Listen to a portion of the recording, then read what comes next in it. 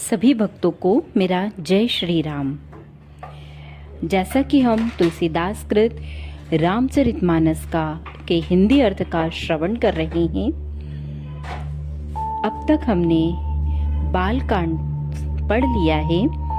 आज से अयोध्या कांड शुरू हो रहा है। तो आइए कथा का पुण्य लाभ लीजिए। श्री गणेशाय नमः। श्री जानकी वल्लभो विजयते। श्री रामचरितमानस द्वितीय सोपान अयोध्या कांड।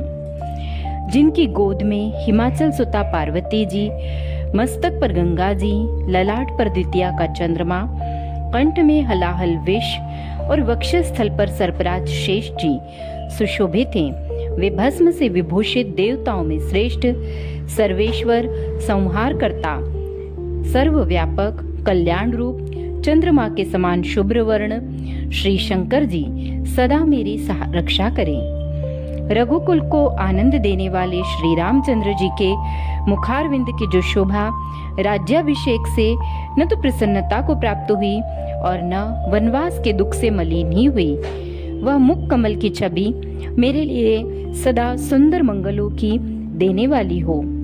नीले कमल के समान श्याम और कोमल जिनके अंग हैं, श्री सीता जी जिनके वाम भाग में विराजमान हैं और जिनके हाथों में क्रमशः अमोघ बाण और सुंदर धनुष है, उन रघुवंश के स्वामी श्री रामचंद्र जी को मैं नमस्कार करता हूँ। श्री गुरु जी के चरण कमलों की रज से अपने मन रूपी दर्पण को साफ करके मैं श्री रघुनाथ जी के उस निर्मल यश का वर्णन करता हूँ जो चारों फलों को, धर्म, अर्थ, काम, मोक्ष को देने वाला है। जब से श्री रामचंद्र जी विवाह करके घर आए, तब से अयोध्या में नित्य नए मंगल हो रहे हैं और आनंद के बधावे बज रहे हैं। 14 लोक रूपी बड़े भारी पर्वतों पर पुण्य रूपी मेघ सुख रूपी जल बरसा रहे हैं। रिद्धि, सिद्धि और संपत्ति रूपी सुहावनी नदियां उमड़ उमड़ कर अयोध्या रूपी समुद्र में आ मिली। नगर के स्त्री पुरुष अच्छी जाति के मणियों के समूह हैं जो सब प्रकार से पवित्र, अमूल्य और सुंदर हैं। नगर का ऐश्वर्य कुछ कहा नहीं जाता। ऐसा जान पड़ता है मानो ब्रह्मा जी की कारीगरी बस इतनी ही है। सब नगर निवासी श्री रामचंद्र जी के मुख चंद्र को देखकर सब प्रकार से सुखी हैं। सब माताएं और सखी सहेलियां अपनी मनोरथ रूपी बेल को फली हुई देखकर आनंदित है। श्री रामचंद्र जी के रूप, गुण, शील और स्वभाव को देख सुनकर राजा दशरथ जी बहुत ही आनंदित होते हैं। सबके हृदय में ऐसी अभिलाषा है और सब महादेव जी को मनाकर कहते हैं कि राजा अपने जीते जी श्री रामचंद्र जी को युवराज पद दे दें। एक समय रघुकुल के राजा दशरथ जी अपने सारे समाज सहित राजसभा में विराजमान थे। महाराज समस्त पुण्यों की मूर्ति हैं। उन्हें श्री रामचंद्र जी का सुंदर यश सुनकर अत्यंत आनंद हो रहा है। सब राजा उनकी कृपा चाहते हैं और लोकपालगण उनके रुख को रखते हुए प्रीति करते हैं। पृथ्वी, आकाश, पाताल तीनों भुवनों में और भूत, भविष्य, वर्तमान तीनों कालों में दशरथ जी के समान बड़भागी कोई नहीं है। मंगलों के मूल श्री रामचंद्र जी जिनके पुत्र हैं, उनके लिए जो कुछ कहा जाए सब थोड़ा है। राजा ने स्वाभाविक ही हाथ में दर्पण ले लिया और उसमें अपना मुख देखकर मुकुट को सीधा किया।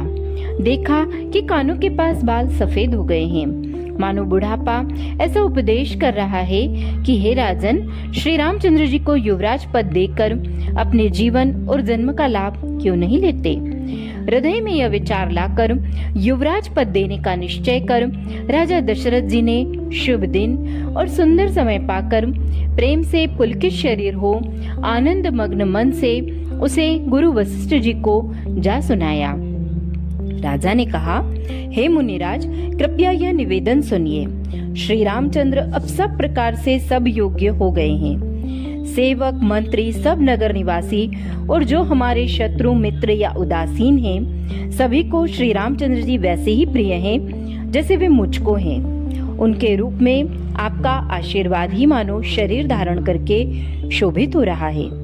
हे स्वामी, सारे ब्राह्मण परिवार सहित आपके ही समान उन पर स्नेह करते हैं। जो लोग गुरु के चरणों की रज को मस्तक पर धारण करते हैं वे मानो समस्त ऐश्वर्य को अपने वश में कर लेते हैं। इसका अनुभव मेरे समान दूसरे किसी ने नहीं किया।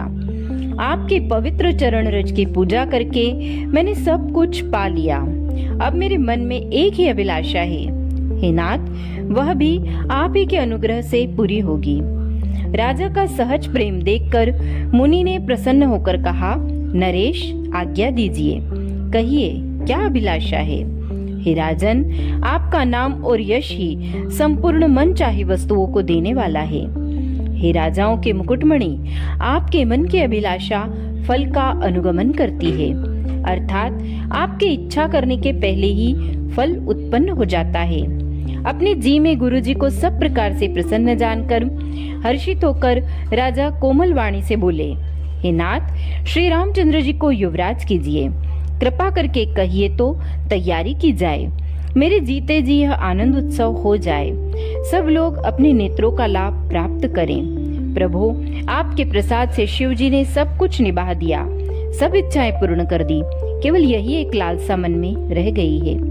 इस लालसा के पूर्ण हो जाने पर फिर सोच नहीं, शरीर रहे या चला जाए, जिससे मुझे पीछे पछतावा न हो। दशरथ जी के मंगल और आनंद के मूल सुंदर वचन सुनकर मुनि मन में बहुत प्रसन्न हुए।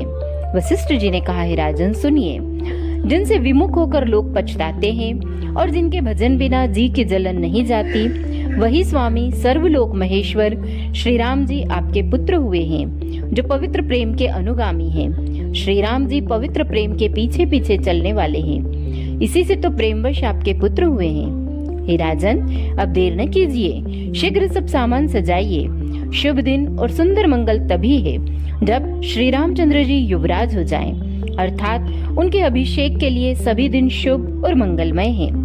राजा आनंदित होकर महल में आए और उन्होंने सेवकों को तथा मंत्री सुमंत्र को बुलवाया।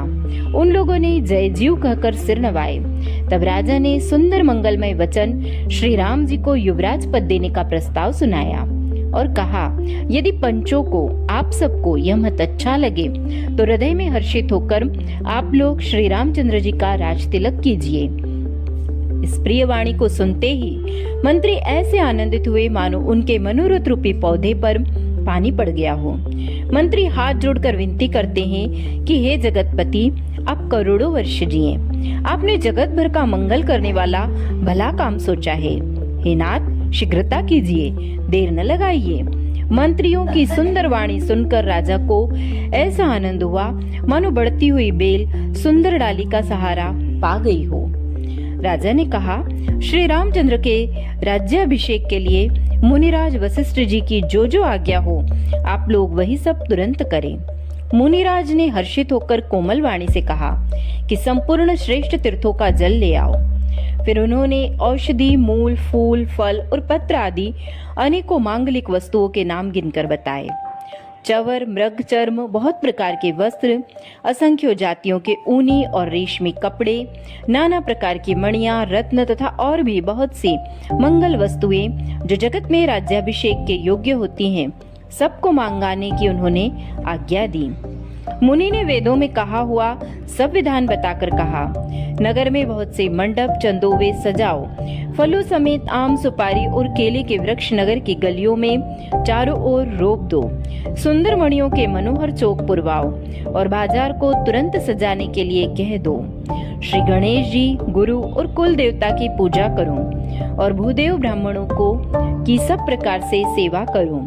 ध्वजा, पताका, तोरण, कलश, घोड़े, रथ और हाथी सबको सजाओ। मुनि श्रेष्ठ वशिष्ठ जी के वचनों को शिरोधार्य करके सब लोग अपने अपने काम में लग गए। मुनीश्वर ने जिसको जिस काम के लिए आज्ञा दी, उसने वह काम इतनी शीघ्रता से कर डाला मानो पहले से ही कर रखा हो। राजा, ब्राह्मण, साधु और देवताओं को पूज रहे हैं और श्री रामचंद्र जी के लिए सब मंगल कार्य कर रहे हैं। श्री रामचंद्र जी के राज्याभिषेक की सुहावनी खबर सुनते ही अवध भर में बड़ी धूम से बजावे बजने लगे। श्री रामचंद्र जी और सीता जी के शरीर में भी शुभ शकुन सूचित हुए। उनके सुंदर मंगल अंग फड़कने लगे। पुलकित होकर वे दोनों प्रेम सहित एक दूसरे से कहते हैं कि ये सब शकुन भरत के आने की सूचना देने वाले हैं। उनको मामा के घर गए बहुत दिन हो गए। बहुत ही अवसेर आ रही है। बार बार उनसे मिलने की मन में आती है। शकुनों के प्रिय भरत के मिलने का विश्वास होता है, और भरत के समान जगत में हमें कौन प्यारा है। शकुन का बस यही फल है, दूसरा नहीं। श्री रामचंद्र जी को अपने भाई भरत का दिन रात ऐसा सोच रहता है जैसे कछुए का हृदय अंडों में रहता है। इसी समय यह परम मंगलमय समाचार सुनकर सारा रनिवास हर्षित हो उठा। जैसे चंद्रमा को बढ़ते देखकर समुद्र में लहरों का विलास सुशोभित होता है। सबसे पहले रनिवास में जाकर उन्होंने ये वचन समाचार सुनाए। उन्होंने बहुत से आभूषण और वस्त्र पाए। रानियों का शरीर प्रेम से पुलकित हो उठा और मन प्रेम में मग्न हो गया। वे सब मंगल कलश सजाने लगी। सुमित्रा जी ने मणियों रत्नों के बहुत प्रकार के अत्यंत सुंदर और मनोहर चोक पूरे। आनंद में मग्न हुई श्री रामचंद्र जी की माता कौशल्या जी ने ब्राह्मणों को बुलाकर बहुत दान दिए। उन्होंने ग्राम देवियों, देवताओं और नागों की पूजा की और फिर बलि भेंट देने को कहा, अर्थात कार्य सिद्ध होने पर फिर पूजा करने की मनौती मानी और प्रार्थना की कि जिस प्रकार से श्री रामचंद्र जी का कल्याण हो, दया करके वही वरदान दीजिए।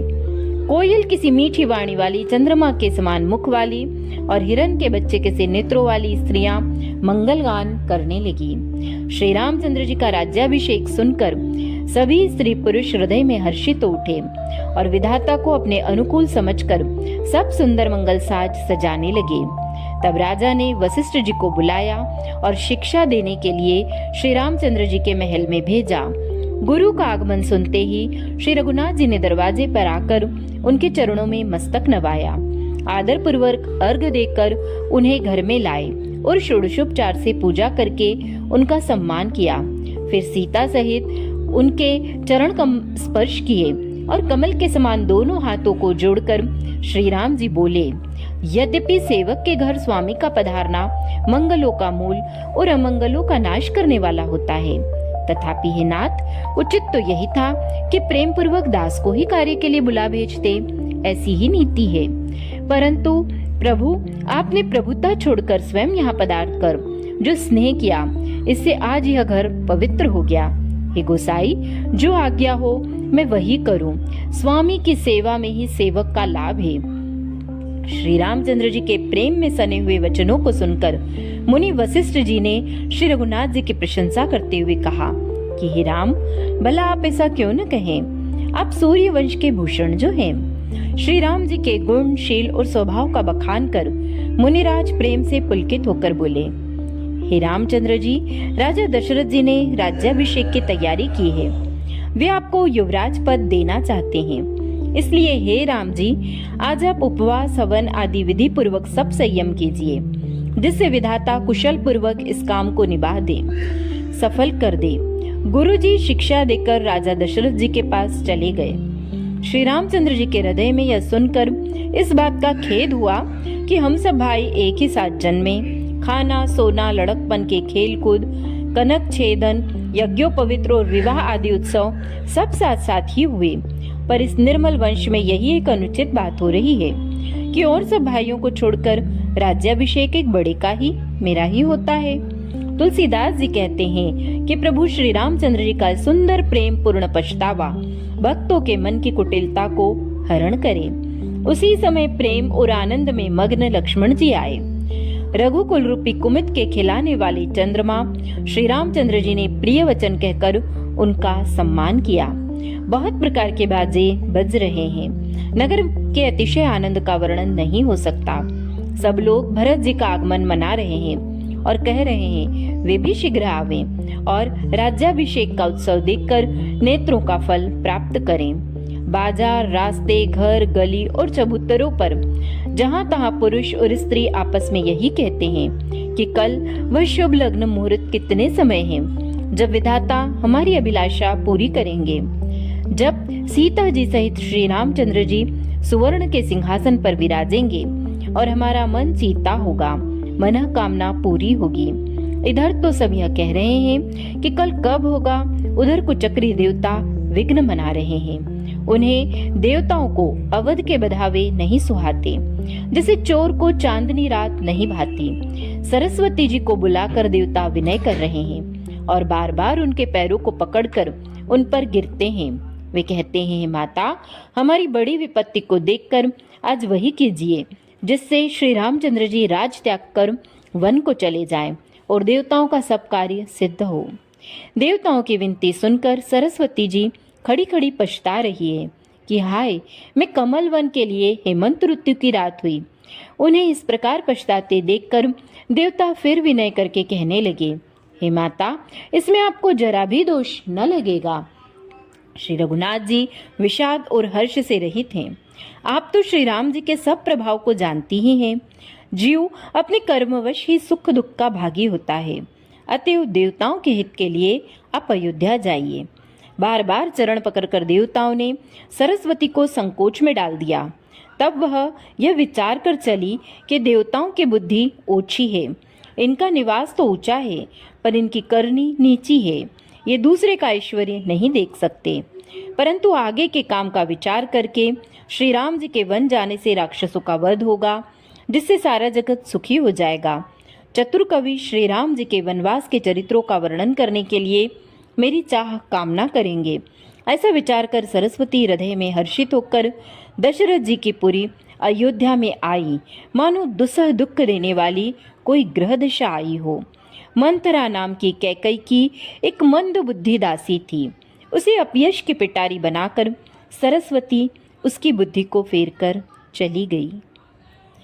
बोलो सियावर रामचंद्र भगवान की जय। शेष आगे।